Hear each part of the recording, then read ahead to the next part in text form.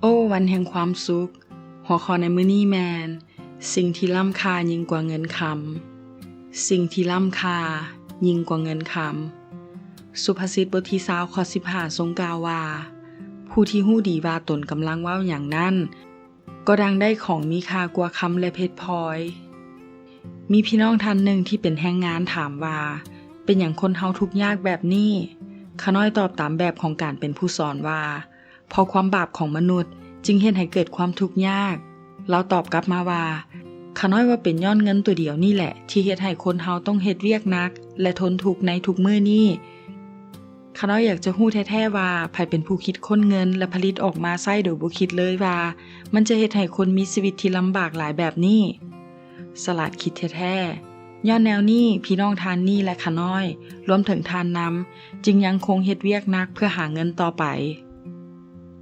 เงินคำเป็นสิ่งที่หายากเป็นของล้ำค่าอีกอย่างหนึ่งที่ต้องแสวงหาและทุ่มเทหาให้ได้แต่มีสิ่งมีค่าเท่าๆกับเงินคำหรืออาจหลายกว่านั้นก็ได้คือปัญญาเพราะผลที่ได้จากปัญญาดีกว่าผลที่ได้จากเงินและกำไรจากปัญญานั่นก็ดีกว่าคำปัญญานั่นมีคุณค่าหลายกว่าเพชรนินจินดาและทุกสิ่งที่เจ้าปรารถนาบ่อาจเทียบได้เลยกับปัญญาถ้าดังนั้นแหล่งของปัญญานั่นอยู่บ่อนใดพระเจ้าเท่านั้นที่ฮู้ช่องทางฮู้จักบ่อนที่มนุษย์จะหาพบปัญญาได้คือเพื่อจะมีปัญญาต้องยำเกรงองค์พระผู้เป็นเจ้าเพื่อจะเข้าใจต้องหันหนีจากความซัวซ่าฉะนั้นสิ่งมีค่าหลายกว่าเงินคำก็คือพระเจ้านั่นเองเงินประเสริฐถ้าองค์ผู้ทรงฤทธิ์เป็นทองคำของทานเป็นเงินกองสูงๆสำหรับทานแล้วทานก็จะปิติยินดีในฤทธิ์อำนาจยิ่งใหญ่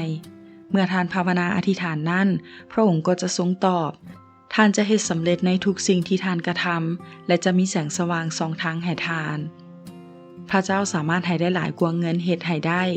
ใครก็ตามที่ค้นหาพระเจ้าหลายกว่าแสวงหาเงิน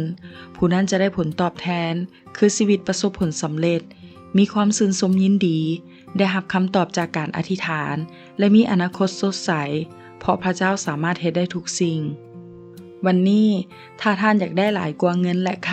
ำก่อนอื่นหมดท่านทั้งหลายจงแสวงหาราชอาณาจักรของพระเจ้าและความชอบธรรมของพระองค์และพระองค์จะทรงเพิ่มเติมสิ่งทั้งปวงเหล่านี้ให้แก่พวกท่าน